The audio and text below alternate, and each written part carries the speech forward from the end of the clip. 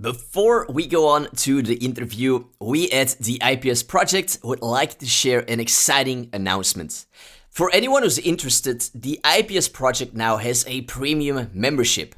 With the premium membership, you will get access to all the online courses on the IPS Academy for one single price of $6.99 a month. But there's more.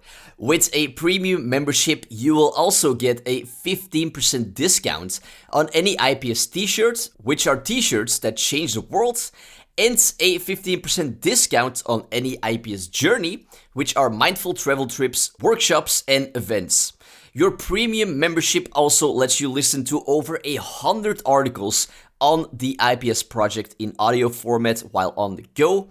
You will likewise gain access to premium content, including special Q&As with instructors at the IPS Academy and other guests who have appeared on our previous podcasts, and you can even decide what the questions are going to be.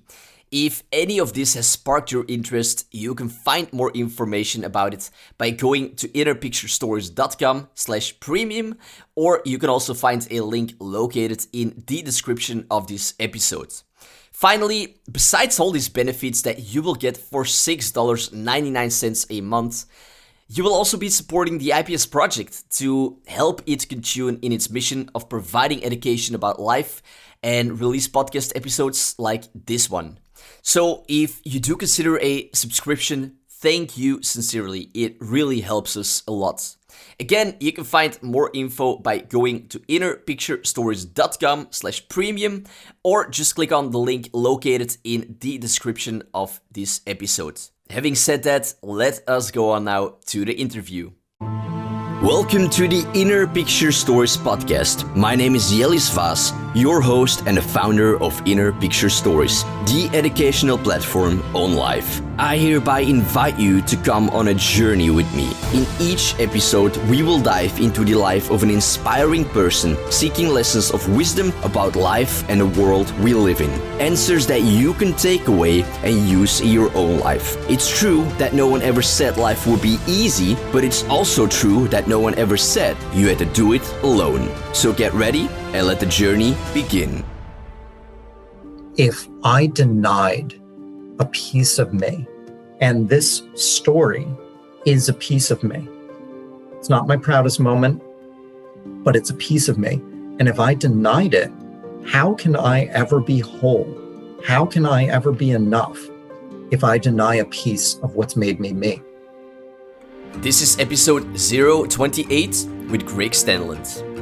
A warm welcome, everyone, to another episode here on the IPS Podcast. Thank you for being here and for deciding to listen to the show.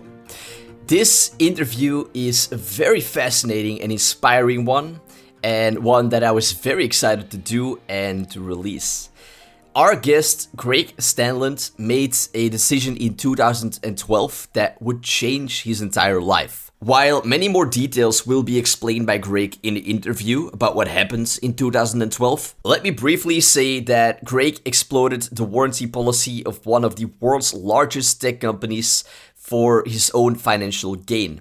This ultimately got him arrested in 2013 and eventually sentenced to 2 years in federal prison, 3 years of supervised release, and a payment of $834,307 in restriction. That's a lot of money.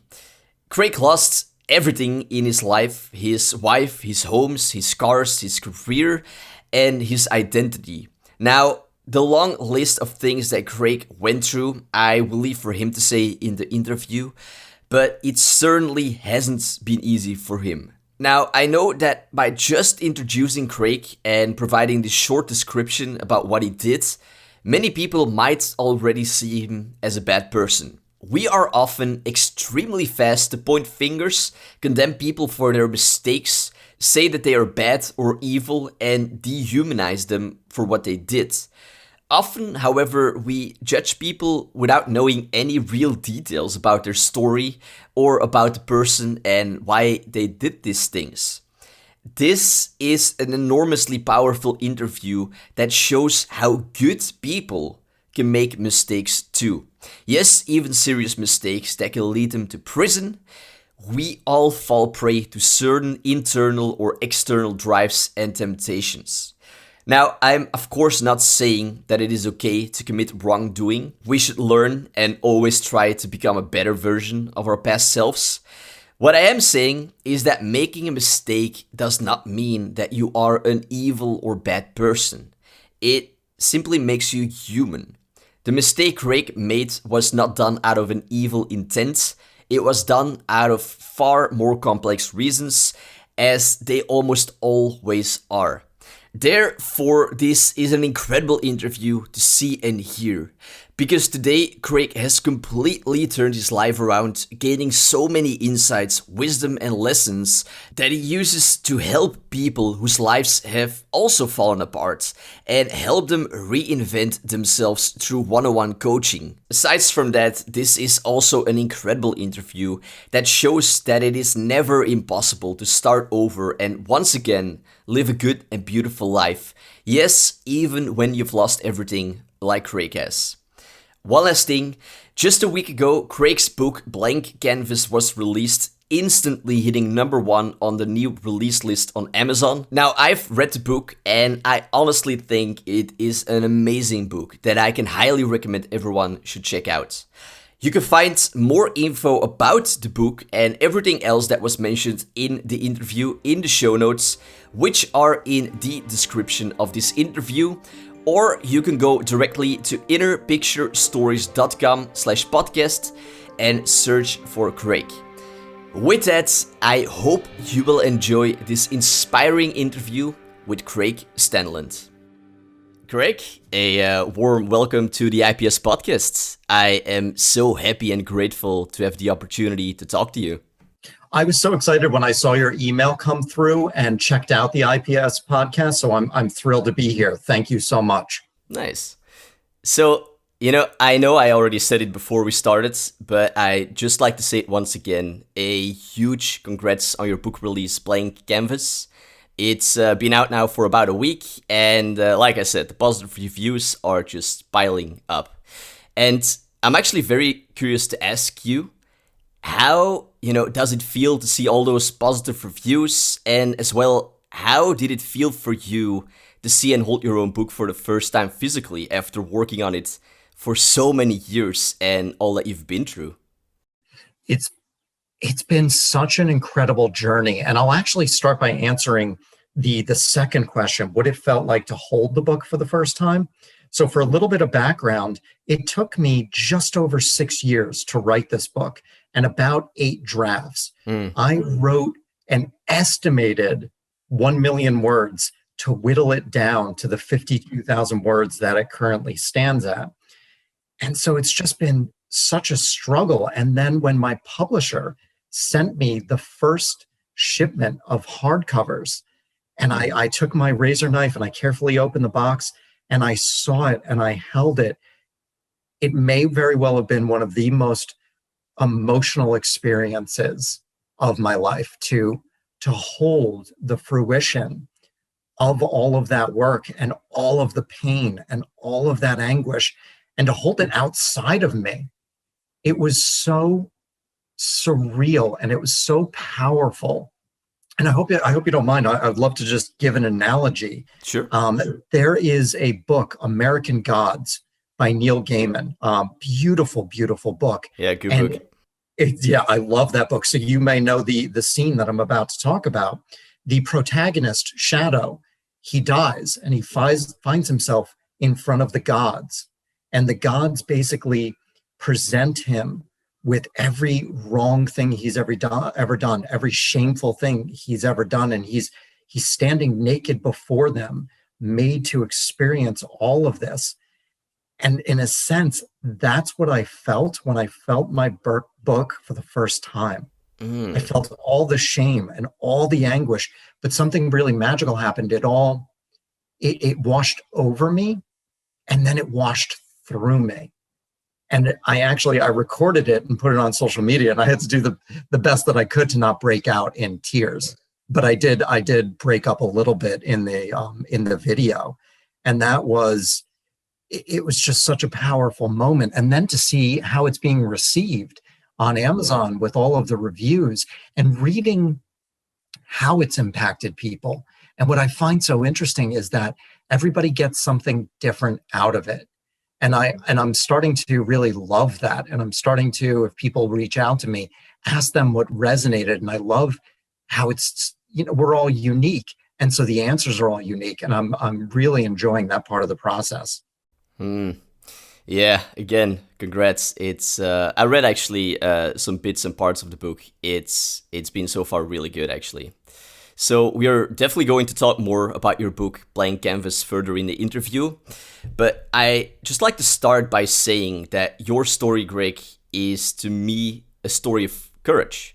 Yes, you have made a mistake, but you've taken full responsibility over it.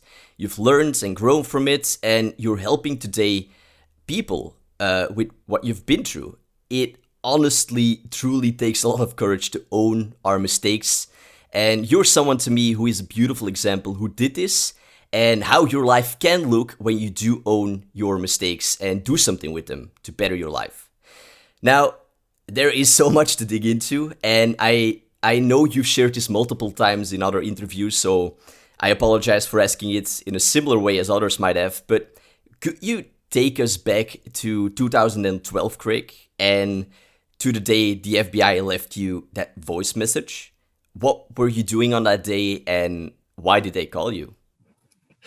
Yeah, this is excellent, because I'm sure the listeners may be like, "Wow, what was all the anguish that went into that book?" Mm-hmm. So it was actually it was October 1st, 2013, and I had just walked into my new job, into my new office. My our biggest competitor wooed me away with a very generous pay package, and I was settling into my desk, and I noticed I had a missed voicemail, and it was from, like you said, the FBI. And it said, "Mr. Stanland, this is Special Agent McTiernan with the FBI. We are at your residence and have a warrant for your arrest.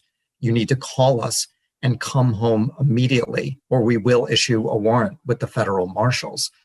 And you can only imagine what I must have experienced in that moment. And I'll tell you, one of the first things that I felt was my heart saying, "I told you so. It caught up to you." And to give a little background on that, I was, before October 1st, 2013, a wildly successful sales executive for a major technology firm. But my performance at work had started dwindling. The products I was selling were becoming more and more commoditized, so the margins were shrinking, so my paychecks were shrinking. And I had grown so accustomed to a lifestyle that had become my identity. I'd become my things. Who I was so interwoven inextricably with what I could buy and my ability to buy those things, the nice cars, the nice watches. So when the paycheck started shrinking, I started looking at other avenues to quote unquote fix this problem. And I found an opportunity to exploit our partner's warranty policy for my financial gain. And so I made the choice to do that.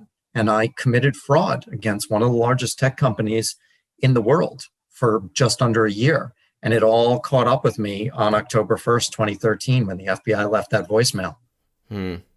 Yeah, so I got some piece of information there wrong. So it was 2013, not 2012, when they called you. Correct.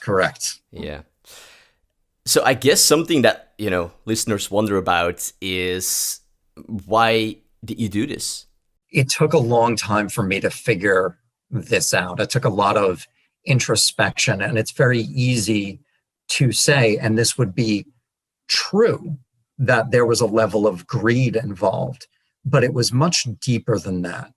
It was the combination of several things. It was, even with all of the success that I had financially and materialistically, I didn't feel like I was ever worthy of that success. I didn't feel like I was ever enough. I didn't feel that I was worthy of my wife. I didn't feel that I was enough for my wife as is. And I just always felt empty and hollow and like an imposter. And that was just, it's a very horrible feeling. And I found that as I was making more and more money and I could afford nicer and nicer things, it helped fill that hole. But the filling of that hole was extremely temporary. So then it starts creating this addictive quality where, well, okay, that makes me feel better. The swipe of the credit card makes me feel better, and only for a little bit. Well, let me do it again. Let me do it again. And then combined with that was actually my desire, really, I would say a lifelong desire to be an entrepreneur, to create my own thing. But I was so afraid of leaving everything behind and jumping into a new venture. And so my crime, in a sense, was actually satisfying that need to create something entrepreneurial, and without jumping full into something, without really creating something of value and really going through what it's like to start a business from the ground up. And it was the combination of those two that led me to make that choice. It sounds crazy to say, but at the time, it was as if I was wearing blinders. I couldn't see another way. Mm-hmm. Or what I would like to say is I saw another way, which was being honest with myself and being honest with my wife at the time and saying, I can no longer afford our lifestyle. But to be seen as less than, I didn't have the courage to have that conversation. I get it. I actually get it. Yeah. So, because we all have made mistakes, right? It has happened to so many of us that we are about to do something that deep down we know is wrong, yet we proceed because we're driven because of something, whether that is in an internal or external drive. So back then, this drive to want more, to sustain this lifestyle you had, took control over you and led you to proceed, knowing somewhere deep down that it was not right. Have you come to learn a way today to better listen to that voice telling you that you are about to do something wrong? And what would you suggest to people who have this voice where, you could say an angel and a devil are standing on your shoulder, and to listen to the right one? I love this because this is I think so important for everyone. And you're absolutely right. That voice, the angel, did speak to me when I first started the fraud, and it spoke to me. So my fraud was done through my laptop. So it was a series of hitting the enter button and clicking the mouse to continue the fraud for that period of just under a year. Mm-hmm. So I made thousands of choices to perpetuate the fraud. Each and every one of them was made in the face of my inner voice telling me not to do it, that this is not the way. And when I ignored that voice over such a period of time, I felt like that voice actually left me. And let me tell you, that is one of the worst feelings that I've known, is feeling that voice left me. And it took a very long time to get that voice back. And what I do now to make sure that I listen to that voice, when I was in prison, I kept on thinking to myself, why did I make those choices? Why did I choose that path when I knew it was the wrong one? And I said, there's got to be a filter. There has to be a lens in which I can run all of my choices through that will make my life easier. I wasn't looking for a shortcut. I was looking for, there's got to be a way that will make difficult choices easier. And I kept using the word filter. I kept using the word lens. And what that eventually developed into was my list of core values. And I will still use the word filter and lens because I like that. I like running a choice through the filter of my core values. And if it's in alignment, then it's a yes. If it doesn't meet any of my core values, then it's a no. It's a very clear system in which to make decisions. And it also does something extremely powerful for me where I know it's important to me and I live in alignment with that. And I really believe when we live in alignment, that's when we can create real magic in our lives. And we don't feel that disparity in us. We don't feel that discrepancy between, the two voices, the angel and the demon, both speaking to us, it just becomes very crystal clear what the path is. So when I was doing research about your story for this interview, on another podcast you said that there was a 10-month of wait between arrest and going to prison. I'm actually so curious to ask you a few questions about those 10 months, because those months must have been just horrible, living with this fear and stress that you're going to prison. What did you do during those months waiting? I mean, it's almost impossible to pick up a normal life or to build a future during those months. It really is. Those 10 months were filled with so much uncertainty. Yeah. And part of those 10 months, I didn't actually know whether or not I was going to prison. I hadn't been sentenced yet. I only pled guilty. So I was told by my pretrial probation officer, he looked at my case and said, "Oh, you should only get probation for this because it's not that bad." My lawyer, on the other hand, was saying, "You're going to prison. You need to prepare for that." So I've got two very opposite things from two authoritative figures. And I was torn between the two.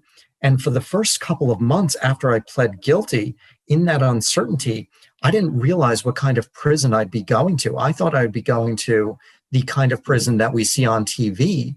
And I'm not a large guy. I'm 5'4", 125 pounds. I thought I was going to be raped and beaten every single day. That's where I thought I was going. And that level of uncertainty, it destroyed me mentally and physically. I now weigh 125 pounds. At the time of my arrest, I was actually around 145. I dropped a total of 30 pounds out of pure stress. I went down to less than I graduated high school, which I think is absolutely crazy. So what I tried to do, my wife and I, we realized that my income was gone, and we really had to focus on her. She had just started a new business. And so we had to keep a roof over her, had to keep food in the refrigerator for her. We had to make that business a success. So we just dumped everything for those 10 months into her business. We were working ridiculously long hours. We were working extremely hard. She was doing vintage furniture. So we would be going to estate sales and flea markets and lifting and picking up furniture for 14 hours out of the day.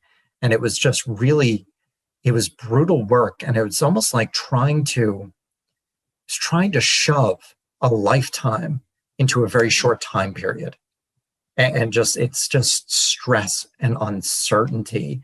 And I can't, it's actually even hard to describe what a terrible feeling it is. Probably, yeah. When did you then know actually that you were going to prison?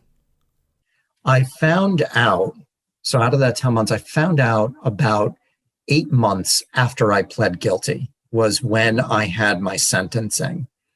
And I'd already pled guilty. I went to the sentencing, and it was one of the most disconnected, surreal experiences of my life. In fact, when the judge came out of her chambers, and she's got, my folder in her hand, my life in her hand, she asks the defendant to rise. So I rise. I'm the only one standing. And she just starts speaking. And I can't understand a word she's saying. It's all English. But the context and the words together.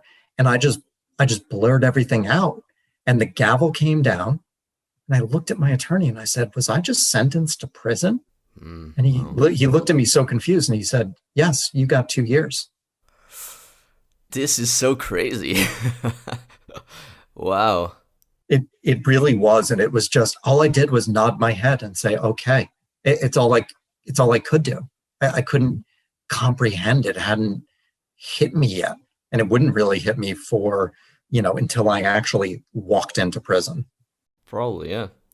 So it happens in different ways and likely to less long extents and probably also less stressful as yours.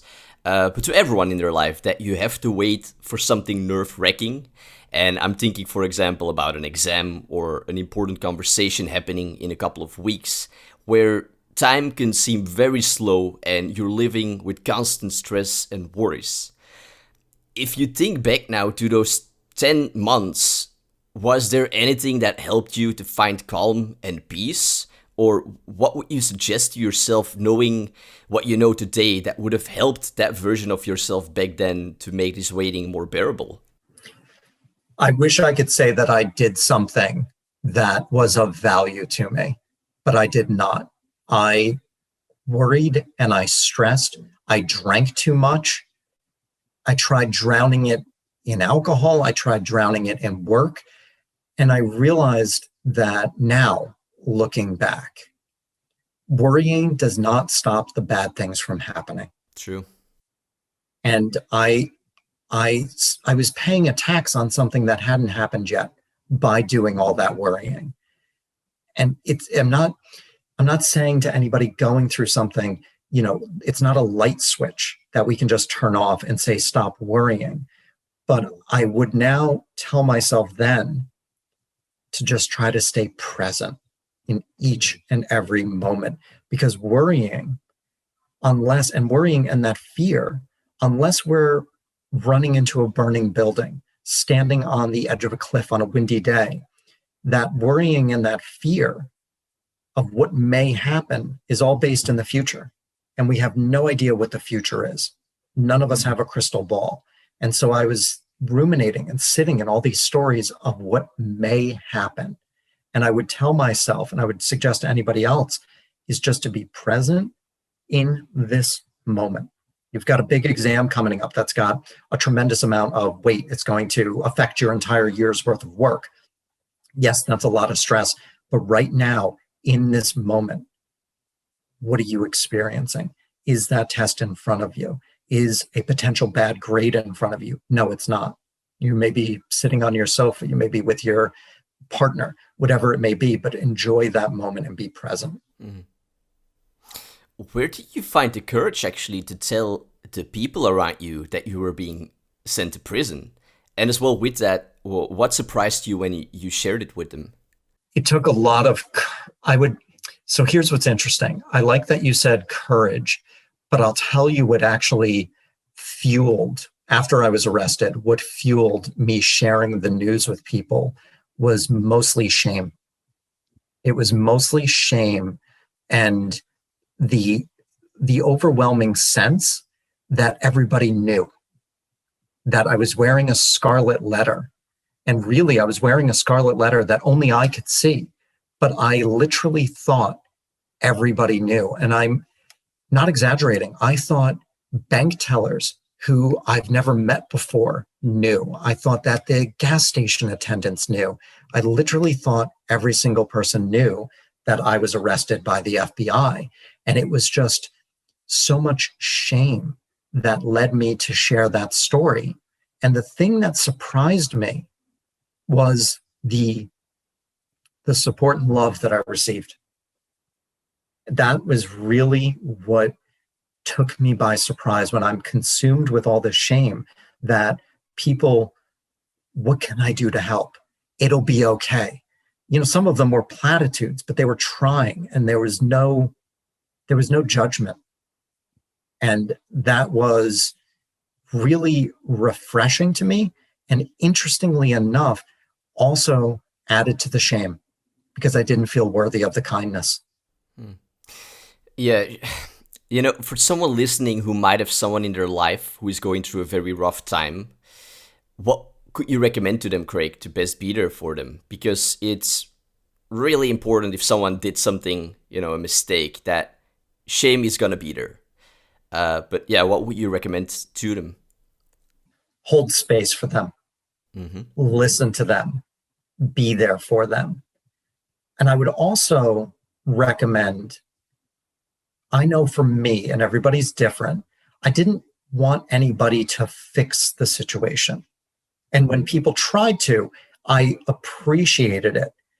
But really, it's that holding space and just listening and just being there and listening without judgment. Yeah. That to me is really the most important thing, to especially if it comes down to making a mistake, it may slip through. It may be very easy for us to say to somebody, particularly somebody that we're close with and that we love, it might be this initial gut reaction to say, oh, what were you thinking? But don't worry, it'll be okay. But to the best of our ability to skip that first sentence, what were you thinking? The person is already in the midst of that. They don't need us to exacerbate that. And it's just that holding space without judgment. Yeah, it's a lot of times you don't have to say a lot, actually. It's just about, like you said, listening without judgment. And I think that's so critical, is that oftentimes in these situations, you really nailed it right there, is we think that we have to say something. We think that silence in those situations is bad, but it's not. And it takes a lot of awareness and a lot of emotional intelligence to just sit and be with the person. And sometimes that's all the person needs. Mm-hmm. If we move forwards, after those 10 months, you went in 2014 to prison, right? That is correct. August of 2014. So when you woke up that day, how did that day look like? I woke up next to my wife, completely unsure of what was going to happen, but simultaneously fairly sure that I was going to lose her. And it was so devastating to see the pain in her eyes, and also to live in the fear that it was real. This day that we knew was coming was no longer in the future. It was here and it was now. And it was so sad because I had to say goodbye to my home. I knew in my heart, or so I thought, I said, I'm never going to see this home again. We had a dog and a cat. The dog had just been diagnosed with a grapefruit-sized tumor in her 16-pound body. So not a large dog with a grapefruit-sized tumor, and given just a couple of weeks to live. So I knew I would never see Matisse again. That was our dog's name. Our cat was also older, and I held her, and it was saying goodbye to the life that I knew, and so many of the things that I loved so deeply. This must be so surreal to experience.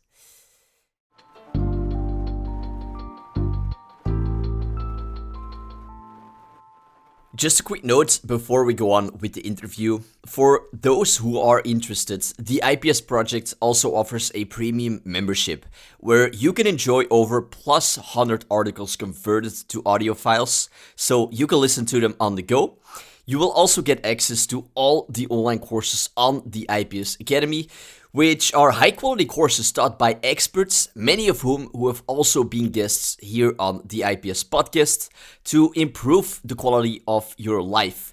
Other benefits of the premium membership are exclusive premium content, such as special Q&As with instructors at the IPS Academy and guests who have been on the podcast, where you actively take part by deciding what questions will be asked during the Q&A. You will also receive a 15% discount on any IPS t-shirt, which are t-shirts that change the world, where you get to choose which good cause part of your money will go to. You will also get 15% off any IPS journey, which are mindful travel trips, workshops, and events. As you can see, there is a whole list of premium content that awaits you for the price of $6.99 a month. Finally, besides all this, you will also be supporting the IPS project and help us greatly to continue to bring out new podcast episodes like this one and help us on our mission to keep bringing forward education on life. To get more information about our premium membership, go to innerpicturestories.com/premium or check out the link located in the description of this episode. With that, let us go back now to the interview. Going to prison and being imprisoned is quite a traumatic experience, actually, for many people. Now, with traumatic experiences or very emotional experiences, this realization that something truly happened often comes later. Was there a moment like that for you, Craig, where this realization truly struck you that you were in federal prison? You bring such wonderful insight to your questions, and I want to acknowledge you for that. It's Thank you. really what a wonderful way to express that. When I first got to prison, it was a huge, and this is directly to your point, it was a huge relief. I saw that I was going to be safe. I saw that I was going to what's called a federal prison camp. I was with other white collar offenders and nonviolent drug offenders. I realized that my safety was not a concern. And so that was actually, in those 10 months, that was the best night of sleep that I had. And then I realized, oh, there is an inmate who's teaching other inmates yoga. Oh my God, I can take yoga. We had a gym. It was a very horrendous gym by any standard, but we had a gym and I'm safe. I can practice yoga. The actual prison I was in, by any measure, was actually kind of pretty. We were up on a mountain. We had deer. We had cats that we would feed. All of that was really great. But it was about 2 months in. This ties directly to what you said, where it really slapped me in the face of the reality of my situation. You remember that day? I remember that day so vividly, and I recount it in my book as well. I was sitting at one of the picnic tables. It was unseasonably warm at this point. So this was now October, and we were in upstate New York, which can get a little bit chilly starting in October, but it was unseasonably warm. I'm sitting at the picnic table. There's rap music playing from the gym. A couple of guys are playing handball. It's really just a lovely fall day, and I'm journaling.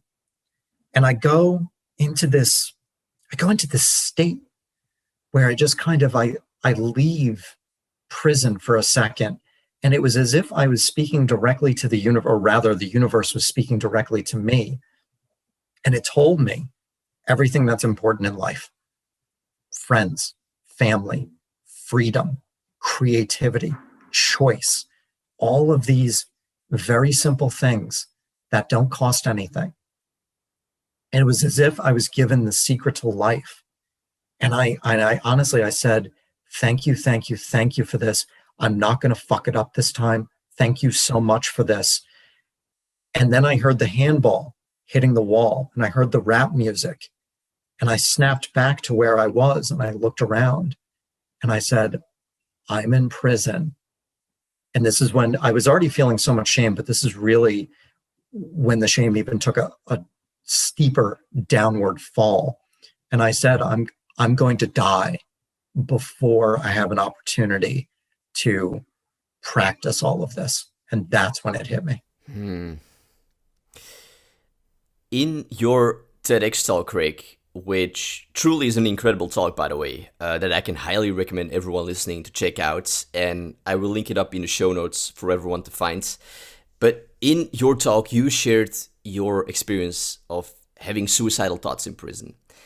And I just like to say that I so appreciate that you shared that. I'm actually no stranger to suicidal thoughts. It's something that I lived with for years, and it is something that under the right circumstances, with the right ingredients, everyone can come to have. No human is immune to suicidal thoughts. If you think back to that time in prison, what were some of those ingredients, Craig, that started the development of these thoughts?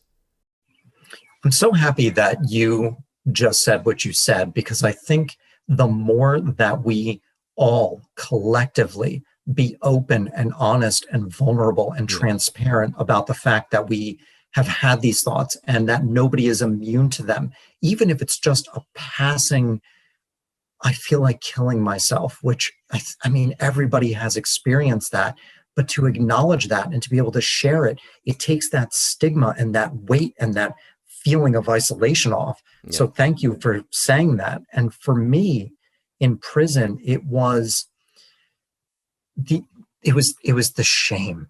it was the shame stemmed to so many things. It was the shame of knowing that I made the wrong choices, that I ignored the voice that told me not to do it.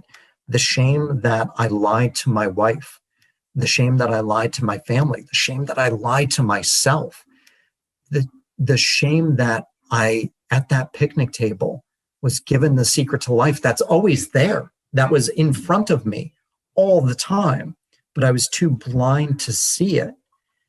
All of that led to those feelings of wanting to die, wanting it to end. It was really a perfect storm of shame. Yeah, it's often when we are at the lowest that we start to gain some insights that we would have never seen otherwise. Those years that I walked around with those thoughts, they have been horrible, horrible years. And when you were in prison having those thoughts there too, horrible months. But it has led to a lot of beauty for me. And I'm pretty sure it has led to a lot of beauty for you as well, eventually. I'm actually very curious to ask you what helped you to find freedom from these thoughts. And it is often a whole process, of course, of many things. But in general, what were some fundamental things that helped you to work through these feelings? And what helped you to not lose hope?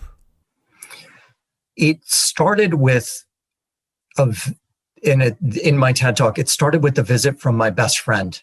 It started with that visit that showed me that I had value outside of all of the things that I had always thought had given me value. I wasn't my things. I wasn't my ability to purchase those things. I was a friend who could help a friend. And that just started the rebuilding and reinventing process. That was the first light at the end of the tunnel that I had seen since my arrest. And from there, I didn't realize at the time, but now looking back, I've been able to recreate what the first 3 steps were for me. And the first one was accepting reality.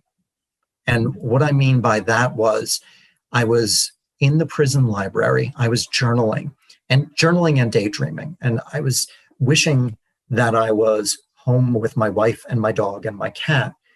Bear in mind, my wife had already told me that she was leaving me. So we were already getting divorced, but that's what I was wishing for. I wished that I hadn't made the choices that I made. I wished that I listened to my heart. I wished I wasn't in prison. I was wishing all over the place. And all of a sudden it just hit me intuitively. And I think this is what you're referring to when you say that those darkest moments can lead to these beautiful moments. It was intuition that took over. I'm wishing for things that can't be anything other than they are. No matter how hard I wish for them to be something else, they happened in the past and they're set in stone for eternity. There's no ifs, ands, or buts. And so I grabbed my pen and I just started practicing acceptance. I accept that I'm a federally convicted felon. I accept that I'm getting divorced. I accept that I'm financially ruined. It was about 3/4 of a page of things that I had to accept, things that I was fighting against that can't be anything other than they are. And it hurt to write them because they were all very real. When I was wishing, that was giving me this false sense of hope for a different reality. So it hurt to write all of these things. But when I was done at the end, this amazing feeling came over me. I'm sitting in prison and I feel freedom.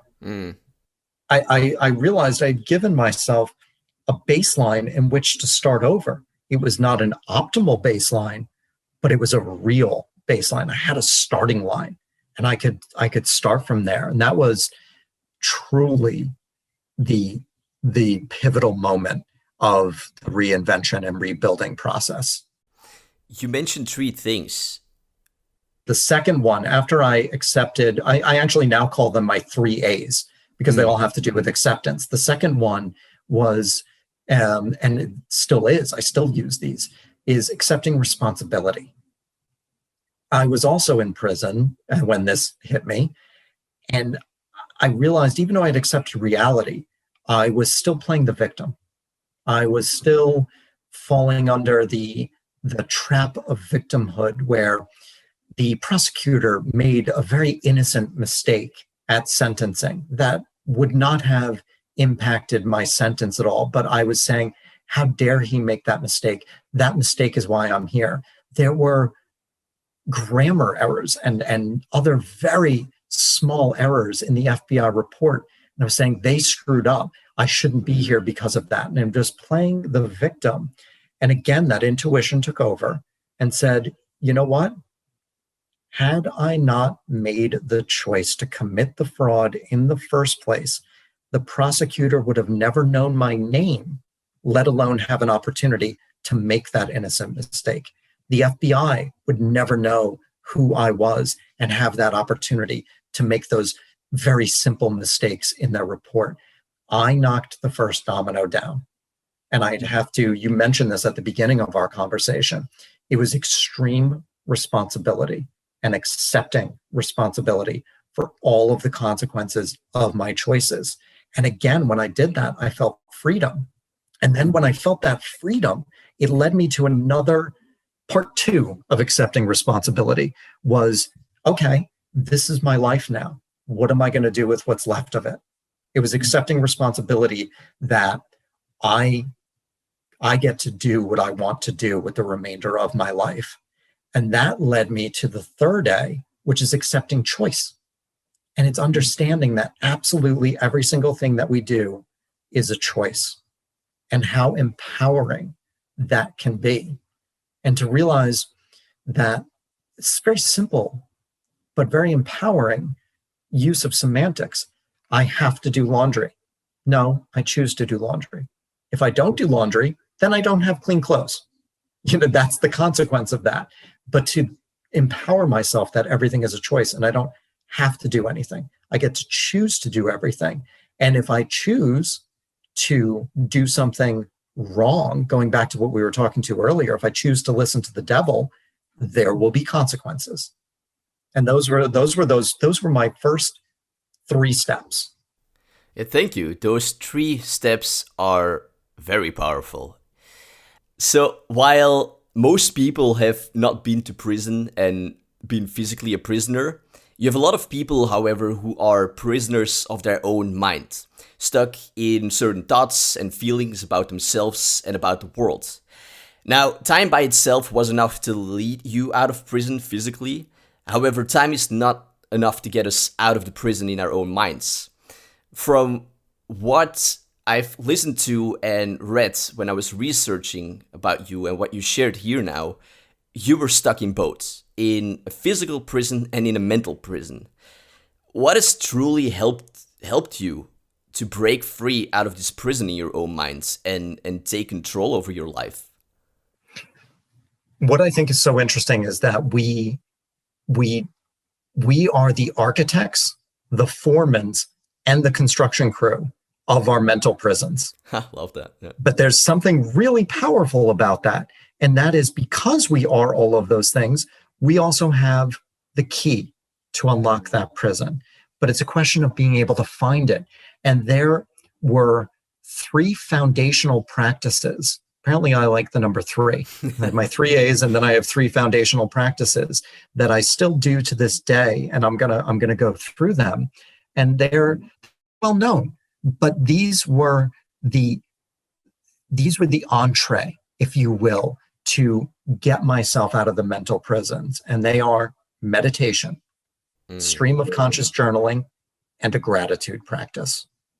What those allowed me to do was to really clear the decks. It was, Tim Ferriss has called journaling, what does he call it? Windshield wipers for the mind. And I really love that. And I love those 3 practices combined, all of them, by the way, extremely powerful by themselves. Combined, they really allowed me to clear the decks and to make space to then start examining the choices that I made, to start looking into what was missing. What was I trying to fill in? What was that hole I was trying to fill? And that led me to, understanding that I didn't have any trust in myself. I didn't feel worthy. I didn't feel enough. I didn't love myself. I didn't accept myself. And those we can talk about for quite some time, because those 5 that I just listed, those became what I refer to now as my foundation. And those were critical for me to walk out of that mental prison I had locked myself in. And I want to go through them just one more time, because I think it's so important. It's self-trust, self-worth, knowing I'm enough, loving myself, and accepting myself. Did they came to you when you were in prison or when you were out of it? They came to me starting in prison. So self-trust was the first one. Self-trust and self-worth, if I remember the flow of events, those were in prison. And I realized that, and I'll tell you how I came to them, actually. So I was in prison, and I had read the book Choose Yourself by James Altucher, who is, I love James. James is amazing. James wrote the blurb. Yeah, James wrote the blurb for my book, and I'm unbelievably grateful to him for that. And he, in Choose Yourself, he references Kamal Ravikant's book, Love Yourself Like Your Life Depends Upon It. And in Kamal's book, he talks about loving yourself. And so I was in prison. I didn't have access to Kamal's book, but I had the small snippet that James shared in Choose Yourself. So I started the loving myself practice in prison, and it didn't stick. It felt I was lying to myself because I didn't trust the words. And that's when I realized that I didn't trust myself, and I had to rebuild that trust. And that self-trust came from making and keeping commitments to myself. It came from practicing that gratitude, rewiring from scarcity to abundance. And it also came from, this is huge, forgiving myself. And that forgiveness it's a journey. And it's still something that I work with to this day. But that forgiveness, when I was able to extend, one of the greatest acts of self-love that we can give ourselves is forgiveness. That opened up the door to self-worth. And then self-worth, when I started working through that led me to, well, I never felt like I was enough. And so I started working through that. And when I worked through that naturally led me to loving myself, and a natural outpouring of trusting myself implicitly, knowing that I am worthy, knowing that I'm enough, loving myself. That opened the door to accepting myself. Forgiving yourself is powerful. It's really powerful. In 2015, you walked out of prison for the first time. I'm sure so many people have asked you this, but I want to ask it too, because I'm so curious. How did the first day out of prison look like? And how did it feel? Because I could imagine this must be so surreal. So I'm going to answer this in 2 parts. So in 2015, when I left prison, I actually then went to the Brooklyn halfway house to finish the remainder of my sentence. So I was walking out of prison, which is so surreal, because now I'm on the other side of the fence. I'm back in the real world. But my father and I, we had to rush from upstate New York to Brooklyn to get to the halfway house in time, because otherwise they threatened us with calling the federal marshals. Oh, wow. So the prison had let me out a little bit late. And so it was a horse race to get to the halfway house. So there was a tremendous amount of stress. And I show up in the halfway house, and it's just chaos. It's just bright white tile floor with these neon lights and people yelling and people saying things that I don't understand. And I was just like, whoa, what is happening here? So the prison I went to, like I said, I was completely safe. The halfway house is general population. I was with everybody, and it was just pure chaos. And that was a very difficult transition for me. But I was done with the halfway house 6 months later. And that's when I walked out of the halfway house, when I had an ankle bracelet for a couple of months that tracked my every move. And when they snipped that bracelet and I walked out, and I realized that I could walk wherever I want. I could go wherever I want. I could go into a deli and get a coffee and a croissant, which I did. And that coffee and croissant were some of the most delicious things I've ever eaten. And I went to the Brooklyn Heights Promenade, which for anybody who's listening is just this gorgeous boardwalk on the East River overlooking Lower Manhattan. And it's just stunning. And this happened in May. So it was spring and the tulips were coming up. And I was just sitting there as a free man. And if you don't mind, I said two parts, but I'm going to go into a third part. It was at that moment when I was released from the halfway house, I was done with the Bureau of Prisons, but then I started 3 years of supervised release. So I was free. I was living in my apartment. I could, move around fairly freely. If I wanted to leave the city, I had to ask permission. I would still get called in to take urine tests. So there was a constriction on my freedom. I had to report every single dollar that I made every single month. I had to do a check-in every single month. And I was very fortunate because other people have it much worse. I was really handled very well during my supervised release, but it was like kind of freedom.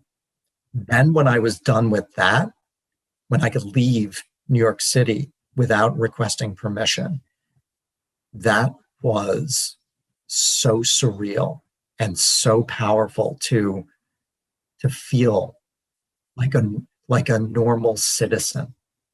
And it was just so amazing. That's crazy. That's an experience few people, luckily, I guess, but yeah, crazy experience. Just before I continue with the next question, could you explain what the halfway house is?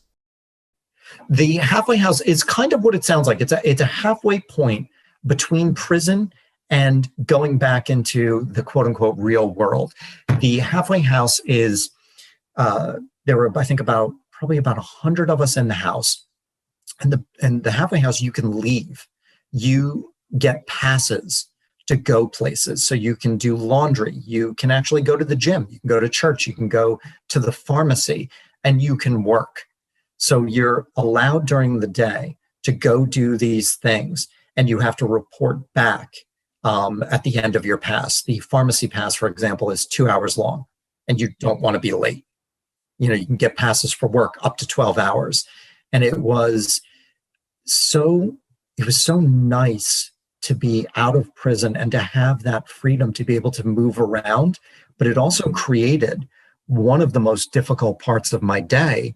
And that was when I had to relinquish my freedom for the day. When I was coming back from, even if it was only a 2-hour pass to the pharmacy, but to relinquish, to stand in front of that steel door and hit the buzzer to be let in, because I knew I was giving my freedom up for the day. And I went in, and every single time we came in, they patted us down. We had to do a breathalyzer. They searched our bags. And it's oftentimes there would be a drug test, a urine test, minimum once a week. And that is an interesting thing because you're urinating in front of somebody standing 2 feet away from you. That's fun. Looking at you. Exactly. I mean, it's a really dehumanizing experience. Yeah. And so standing in front of that door saying, holy cow, I was just out in the real world. And, I popped into a deli and I had real food again. And now I have to go back into this honestly chaotic hellhole. But it was, so that's the halfway house. Yeah, it sounds like a fun place. Wow. And that was 4 months that you had to be there. So that was, yes, it was 4 months in the halfway house. And then I was really fortunate that I got the ankle bracelet and I had secured an apartment. My friend moved to Seattle and she knew my situation.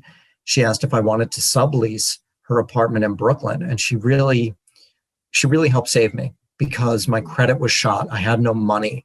It would be, I'm sure everywhere it's not easy to get a rental. They do the background checks, they do the credit checks. I would not have passed any of those. So now I have this beautiful apartment in Brooklyn that I'm still living in. And so I was able to go there from the halfway house on that ankle bracelet that I was mentioning. So it was 4 months actually in the house, and then 2 months what's called home confinement. Right. So the next question I had for you, Craig, it's not easy to talk about the mistakes we made in the past so publicly as you're doing now, mostly because we're afraid to be rejected by others or looked down on. A feeling that almost anyone dreads to feel and live with, and yeah, it's a feeling that you definitely know, is shame. It's one of those feelings that we all deeply fear and we'll try to avoid as much as we can. When did you decide to share your story? The suicidal thoughts you had, the mistake you made, with your friends and family. Do you still remember the first time you talked about it? And how did you push through the shame to finally do talk about it? This ties directly back to the foundation of the self-trust and the self-worth and knowing I'm enough. I realized that if I denied a piece of me, and this story is a piece of me, it's not my proudest moment, but it's a piece of me. And if I denied it, how can I ever be whole? How can I ever be enough if I deny a piece of what's made me me? So I understood at that moment that I had to own my story. If my story owned me, it would own the rest of my life. And if I owned my story, I own the rest of my life. I get to create the narrative. And it was not an overnight thing. As when I got out of prison, I was so lucky to secure employment at a gym in the Lower East Side of Manhattan. I was making $12 an hour, a couple million in debt, but the gym was such a great atmosphere for me to meet people. I worked the front desk, so I said hi to everybody. I said goodbye to everybody, and naturally friendships started to form. And people would say to me, they'd say, I can't put my finger on it, but you don't belong here. There's something not quite right with you working the front desk at a gym. And I'm not knocking that job at all. I'm so grateful for it. But they would say there's something not right. And I would feel that shame. I would feel that shame that I was tricking them, that I was deceiving them. And so as these friendships grew, one by one, I would pull them aside and I'd say, hey, I have something I want to tell you. And it was really hard. And before you said after the arrest, you asked a great question. And that was, how did I get the courage to share with people after I was arrested? And I said that it was more fueled out of shame. This is when I actually found the courage to share the story, to open up. And what happened was, again, what happened when I shared it the first time. People were supportive. People were intrigued. All of a sudden I become the most interesting guy in the room because not many people know somebody who's been to federal prison, for a white collar crime of defrauding a giant company. And I realized the more I shared it, the more people opened up to me about their own things. And every single time I walked through that door of fear of sharing my story, I felt a little bit lighter. And I noticed that other people felt lighter. And so it took a very long time, and it was really brick by brick, but it was that gaining that feeling that I wanted to share my story with a new friend and realizing that they didn't judge me and that it was okay, understanding how I felt, how they felt. And that's when I really started taking ownership. And that's when I started saying, I need to do something with this experience so that I can give meaning to the suffering. I need to create something out of this so that I can be of service to others. And that was really very important to me. What would you say to someone who struggles to talk about their past because they're held back by shame? Our past cannot define us without our consent. And if somebody chooses to judge us poorly because of something that we did, I believe that that is a reflection on the person doing the judging and not the person being judged. We've all made mistakes. We've all done things that we don't want to do.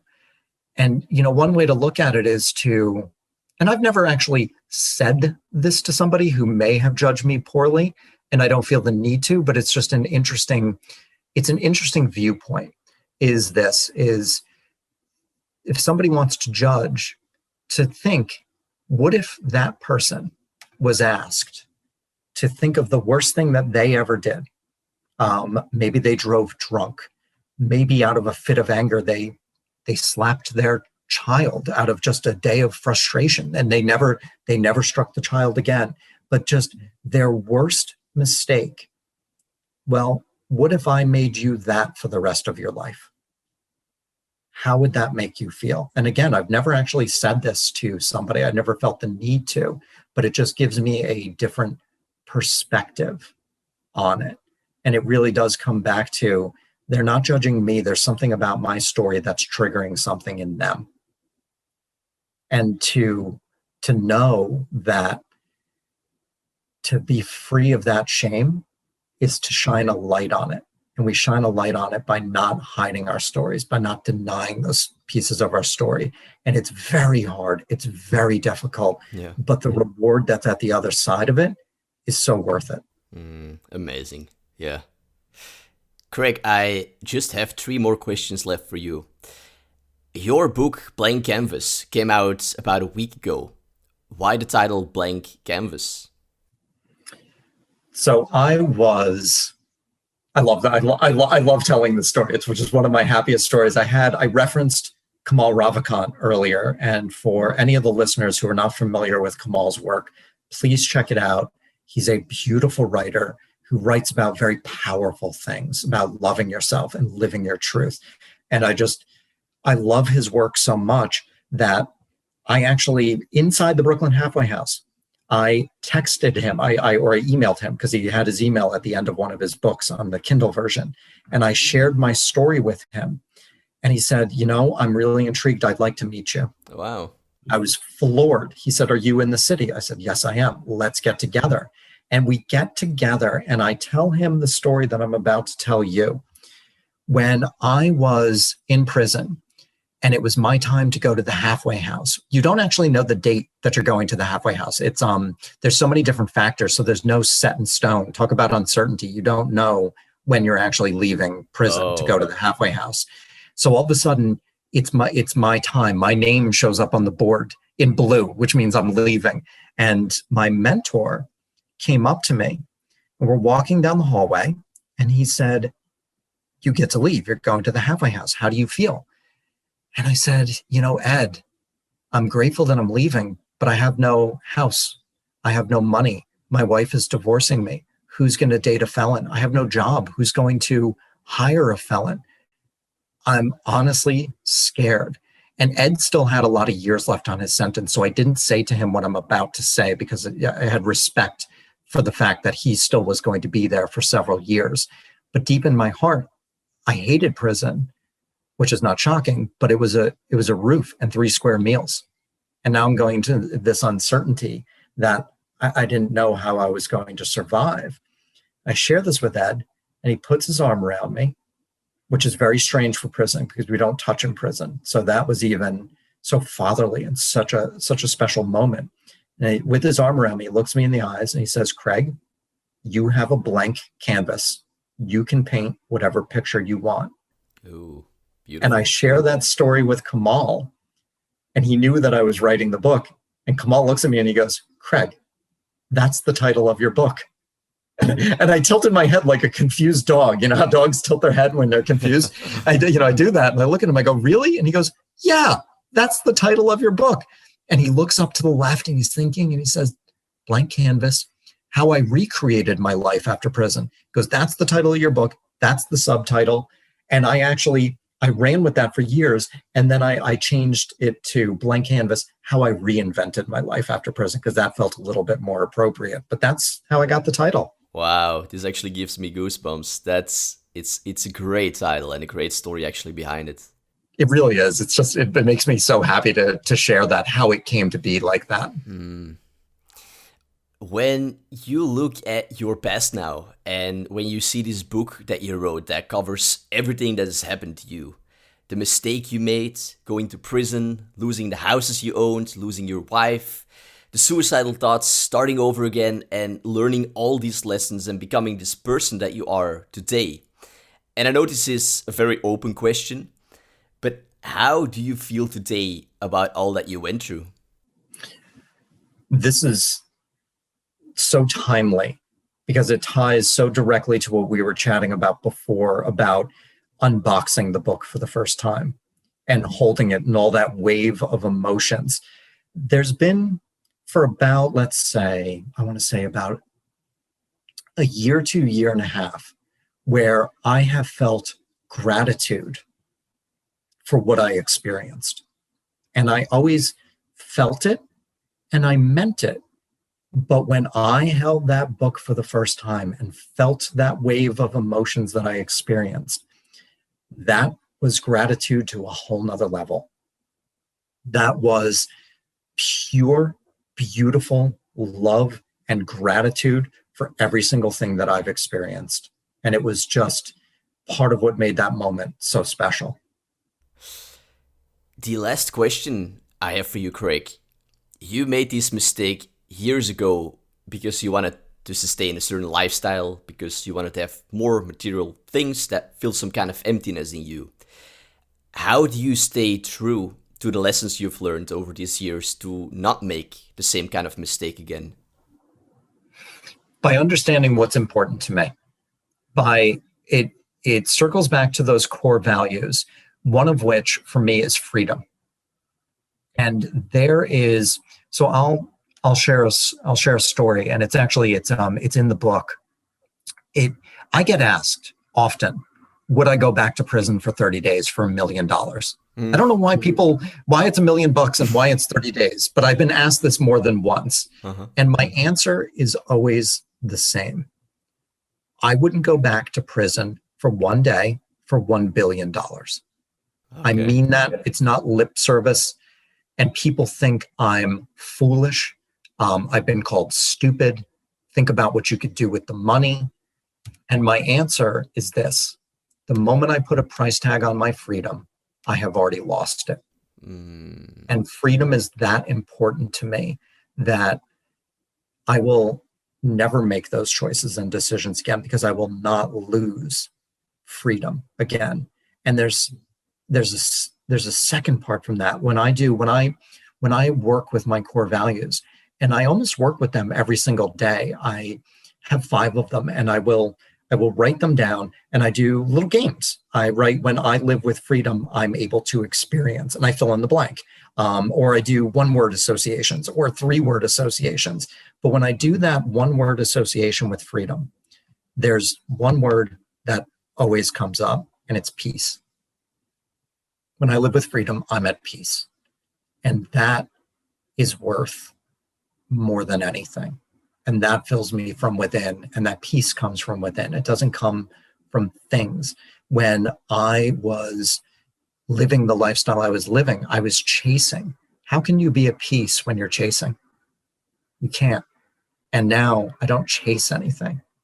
And that freedom and that peace, that's how I want to live.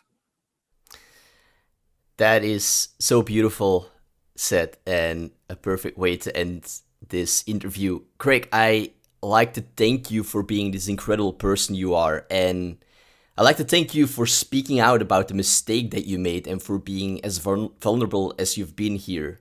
It truly takes courage. It is not easy, and I greatly respect you for that and for the work that you're doing today, helping other people achieve the same. Now, before we'll end this interview, there's one final end question that I ask all my guests that I like to ask you as well. But before I ask that question, Craig, what is the best place for people to find and connect with you? And as well, is there any specific place you'd like to send people to? I am on Instagram every day. It's Craig_Stanland. You can also go to my website, craigstanland.com. And I'd be honored if everybody checked out my book. It's not a prison book. It's a journey through the human experience, and it's a journey through shame and forgiveness and self-love. And I wrote it with the goal of helping someone who feels right now how I once felt. And I'd be honored if you checked it out. It's available on Amazon. Blank Canvas: How I Reinvented My Life After Prison. Yeah, so for everyone listening, that will all be linked up in the show notes. Is there also an audio version coming for it? There is going to be an audio version. I don't have a date on that yet. I have to record it. Yep. But I'm looking forward to doing that. I'm looking forward to and dreading, because I heard that reading the book, like, I won't have a voice for a week afterwards, but I'm still looking forward to doing it. Yeah, you probably will not. But all right, that's cool. All right. So the final end question that I have for you, and you can take your time with this, or you can make it as long or as short as you want. From everything that you have seen, experienced, lived, and learned in your life, what is the one thing you know to be true? This is a very powerful question. And what comes up for me is my foundation. When we live, this is the foundation that I developed starting in prison, and still to this day cultivate, that has allowed me to create the life that I live, is the self-trust, the self-worth, knowing I'm enough, loving myself, accepting myself. I know that when I embrace, each one of those is powerful unto themselves, but when they are combined and when they are interwoven, I can create whatever it is I want in my life. And I live with that freedom and that peace from that foundation. And that foundation, that comes from within. And there's nobody who can take it away from me without my consent. And there's no one who can add to it without my consent. All of those things come from within. And that foundation is such a beautiful place to be. And that's what I know to be true. Beautiful. Craig, thank you once again for being here and for taking the time to do this interview. It has been a true pleasure. It's been such a pleasure for me. And I want to take a moment, if you don't mind, to acknowledge you for your insight and your questions and the research that you've done in preparing for this interview, and also to acknowledge you for being so open about your own experiences with suicide. I said it earlier, but it bears repeating. The more that we talk about it, the more that we remove the stigma and the shame, and we make it, we open the door for other people to share what they're feeling. And when they can share what they're feeling, they remove the shame. And you, with this platform and doing the work that you do, help facilitate that. So I just want to thank you for that. Thank you. That means a lot to me. Thank you. You're very welcome.